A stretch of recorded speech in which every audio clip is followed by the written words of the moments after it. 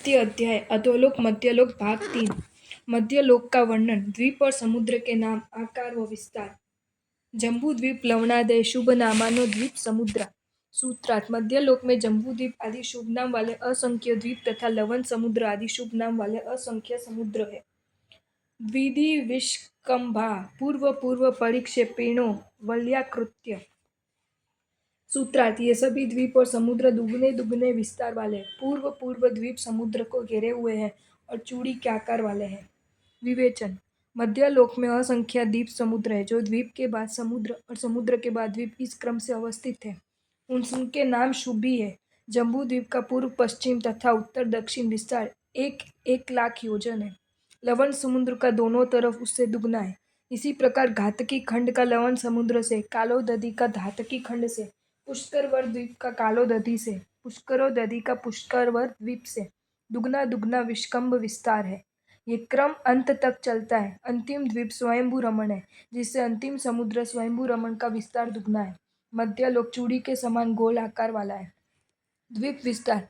जम्बू द्वीप 1,00,000 योजन, घातकी खंड 4,00,000 योजन, पुष्कर द्वीप 16,00 योजन।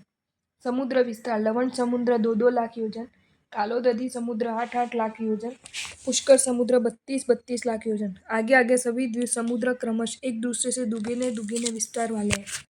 जम्बू द्वीप के क्षेत्र, पर्वत, ग्रह व नदियाँ। तन्मध्ये मेरुनाभिवृतो योजन शतसहस्र विष्कंभो जम्बू द्वीप। सूत्रार्थ। उन सब द्वीप समुद्रों के मध्य में जम्बू नामक गोलाकार द्वीप है, जो 1,00,000 योजन चौड़ा है और उसके बीचों बीच मेरु पर्वत है। अतः मेरु को जम्बू द्वीप की नाभि कहा जाता है। तत्र भरत हेमवत हरिविदेह रम्यक हिरण्यवतैरावत वर्षा क्षेत्राणि।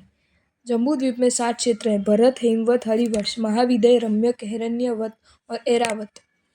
तद्धि भाजिन पूर्व परायता हिमवन्मः महाहिमवन्निषद नील रुक्मी शिखरिणो वर्षधर पर्वता।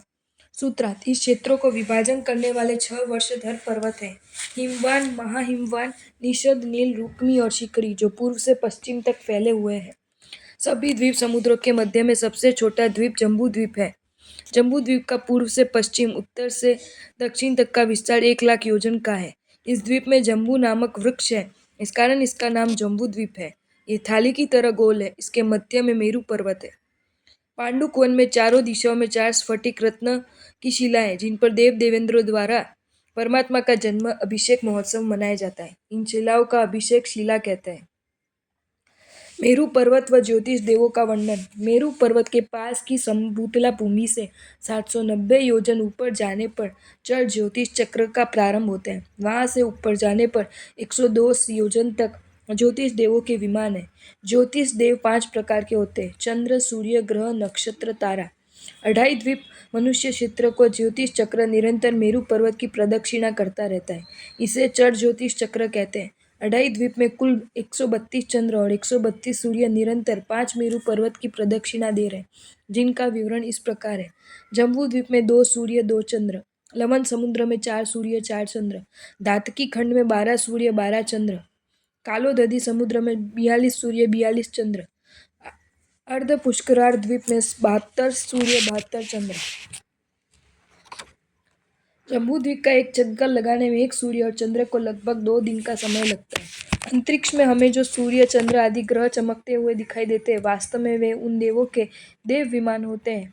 रत्न, स्फटिक आदि से निर्मित उन ग्रहों की चमक हमें आकाश में दिखाई देती है, जिसे लोक भाषा में हम सूर्य, चंद्र आदि कहते हैं। संक्षेप में मेरु पर्वत का वर्णन। मेरु पर्वत 1,00,000 योजन ऊंचा है। यह पर्वत 100 योजन नीचे रत्न प्रभा पृथ्वी अधोलोक में और 900 योजन तिर्यक लोक की भूमि के अंदर दबा हुआ है। शेष 99,000 योजन जमीन के ऊपर है। यह अधोलोक से लेकर ऊर्ध्वलोक तक तीनों लोक में फैला हुआ है। मेरु पर्वत के 3 कांड एवं 4 वन। मेरु पर्वत की चूलिका के अलावा इसके 3 भाग हैं, जिन्हें कांड कहते हैं। प्रथम कांड 1,000 योजन ऊंचा है, जो पृथ्वी के नीचे दबा हुआ है। यह मिट्टी, कंकर, पत्थर तथा हीरे का बना हुआ है। मेरु पर्वत के 3 कांड एवं 4 वन। मेरु पर्वत की चूलिका के अलावा इसके 3 भाग हैं, जिन्हें कांड कहते हैं। प्रथम कांड 1,000 योजन ऊंचा है, जो पृथ्वी के नीचे दबा हुआ है। यह मिट्टी, कंकर, पत्थर तथा हीरे का बना हुआ है। दूसरा कांड 63,000 योजन ऊंचाई तक है। ये स्फटिक, रत्नों तथा सोना चांदी से बना हुआ है। तीसरा कांड 36,000 योजन का है जो सोना का बना हुआ है। मेरू पर्वत पर जमीन पर भद्रशाल और ऊपर ऊपर नंदन, सोमनस और पांडुक ये 4 वन हैं। इन चारों वनों से मेरू पर्वत चारों ओर से घिरा हुआ है। सबसे ऊपर चूलिका जो 40 योजन प्रमाण है। पांडुक वन इसी के चारों ओर है। जम्बूद्वीप में मुख्यतः 7 क्षेत्र है जो वर्ष कहलाते हैं। इनमें पहला भरत दक्षिण की ओर है। भरत के उत्तर में हेमवत, हेमवत के उत्तर में हरिवास, हरिवास के उत्तर में विदेह, विदेह के उत्तर में रम्यक, रम्यक के उत्तर में हिरण्यवत और हिरण्यवत के उत्तर में ऐरावत वर्ष है। सातों क्षेत्रों को एक दूसरे से अलग करने वाले 6 पर्वत है जो वर्षधर कहलाते हैं। ये सभी पूर्व पश्चिम लंबे हैं। भरत और हेमवत के बीच लघु हिमवत पर्वत, हेमवंत और हरिवर्ष के बीच महाहिमवंत पर्वत, हरिवर्ष और विदेह के बीच निषद पर्वत, रम्यक और हिरण्य के बीच रुक्मी पर्वत, विदेह और रम्यक के बीच नील पर्वत, हिरण्य और ऐरावत के बीच शिखरी। जम्बूद्वीप में कुल 14 मुख्य महानदी है जो भरत आदि 7 क्षेत्रों में बहती है।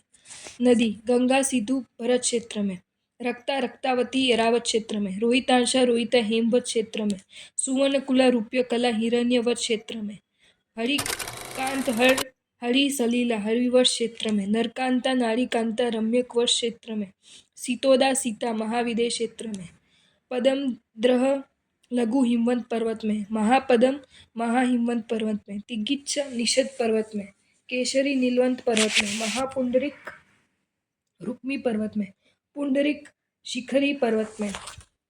28 द्वीप मनुष्य क्षेत्र द्विधार्तकी खंड है। सूत्रार्थ धातकी खंड में क्षेत्र और पर्वत जम्बू द्वीप से दुगुने हैं। पुष्करार्धे च सूत्रार्थ पुष्कर द्वीप में भी घातकी खंड द्वीप के समान उतने ही क्षेत्र और पर्वत हैं। प्राग मानुषोत्तरा मनुष्य सूत्रार्थ मानुषोत्तर पर्वत के पहले तक ही मनुष्य है। विवेचन मनुष्य लोक से अभिप्राय जहाँ तक मनुष्य रहते हो या जिस क्षेत्र में मनुष्य का जन्म मरण होता हो। ढाई द्वीप और इनके मध्य में आने वाले 2 समुद्र ये मनुष्य लोक है। ढाई द्वीप जम्बू द्वीप, धातकी खंड द्वीप, आधा पुष्करावर द्वीप मनुष्य इसी क्षेत्र में पाए जाते हैं। समुद्र लवण समुद्र, कालोदधी समुद्र। जम्बू द्वीप की अपेक्षा धातकी खंड द्वीप में दुगुने पर्वत और क्षेत्र है तथा आधा पुष्करावर द्वीप धातकी खंड द्वीप के समान है। धातकी खंड में 2 मेरू पर्वत, 12 वर्षधर पर्वत तथा 14 क्षेत्र है। इतने ही पुष्करावर द्वीप में है। द्वीप और समुद्र एक दूसरे से चारों ओर से वेष्टित है। जम्बू द्वीप लवण समुद्र से लवण समुद्र, धातकी खंड से धातकी खंड द्वीप, कालोदधी समुद्र से कालोदधी समुद्र, पुष्करवर द्वीप से चारों ओर से वेष्टित है। पुष्करवर द्वीप में मानुषोत्तर पर्वत उत्तर दक्षिण विस्तृत है। नाम के अनुरूप ये मनुष्य लोक की सीमा है। इसके आगे के द्वीप समुद्रों में मनुष्य का जन्म एवं निवास नहीं होता है।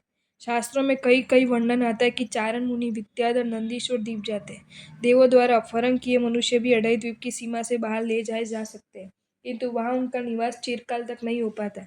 जन्म मरण तो मानुषोत्तर पर्वत की सीमा में ही होता है। मनुष्य के भेद आर्य मलेच्छाश्च मनुष्य 2 प्रकार के आर्य और मलेच्छ। आर्य शब्द श्रेष्ठता का द्योतक है, अतः श्रेष्ठ गुण वाले शील सदाचार संपन्न व्यक्ति आर्य कहलाते हैं।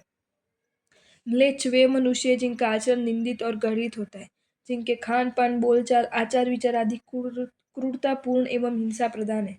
निमित्त के अपेक्षा आर्यों के 6 भेद है। क्षेत्र आर्य आर्य क्षेत्र में जन्म लेने वाले, जातीय आर्य उच्च जाति में जन्म लेने वाले, कुल आर्य श्रेष्ठ कुल में उत्पन्न होने वाले, कर्म आर्य श्रेष्ठ कर्म से जीविका उपार्जन करने वाले, शिल्प आर्य कारीगरी से जीविका उपार्जन करने वाले, भाषा आर्य शिष्ट विशिष्ट भाषा का प्रयोग करने वाले। अढ़ाई द्वीप में कर्म भूमियों व अकर्म भूमियां।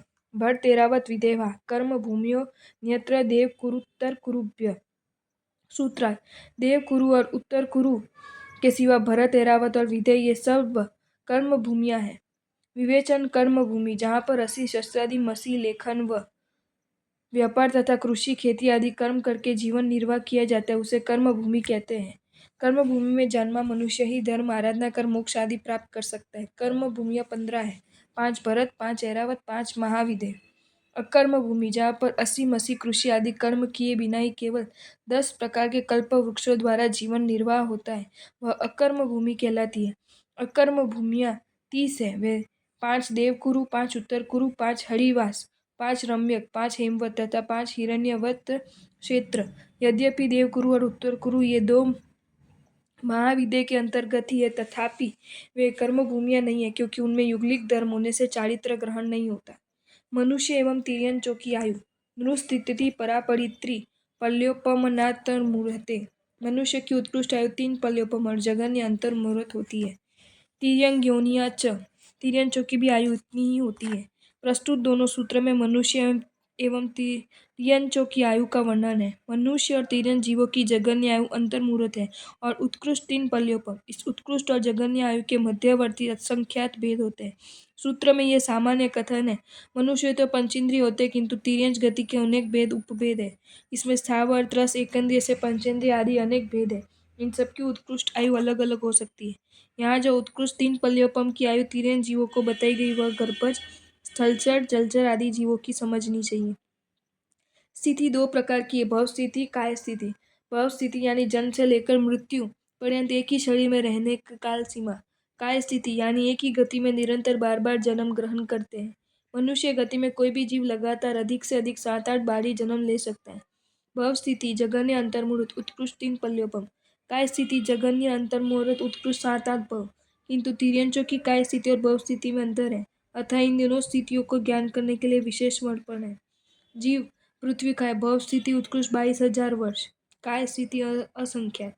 अब काय 7,000 वर्ष अवसर पीढ़ी, तेऊ काय 3 दिन अहोरात्र उत्सर पीढ़ी प्रमाण, वायु काय 3,000 वर्ष, वनस्पति काय 10,000 वर्ष अनंत उत्सर पीढ़ी अवसर पीढ़ी। बे इंद्रिय 12 वर्ष, ते इंद्रिय 49 दिन, चौरिंद्रिय 6 मास, संख्यात 1000 वर्ष। जीव गर्भज जलचर समूर्चिम करोड़ पूर्व वर्ष, गर्भज उर परिसर्प समूर्चिम करोड़ पूर्व वर्ष 53,000 वर्ष, गर्भज भुज परिसर्प करोड़ पूर्व वर्ष समूर्चिम 42,000 वर्ष, खेचर पल्योपम का असंख्यत्वा समूर्चिम 72,000 वर्ष, चतुष्पद सलचर 3 पल्योपम समूर्चिम 84,000 वर्ष। 7 या 8 जन्म ग्रहण। नारक और देवों की भव स्थिति और काय स्थिति समान है, क्योंकि नारक जीव पुनः जन्म लेकर नारक नहीं बनते और इसी तरह देव भी पुनः देव नहीं बनते। आपको ये वीडियो अच्छा लगा हो तो इसे लाइक करें और शेयर करें, और ऐसे ही नए नए वीडियोज़ देखने के लिए सब्सक्राइब करें हमारी channel Jain facts and stories को।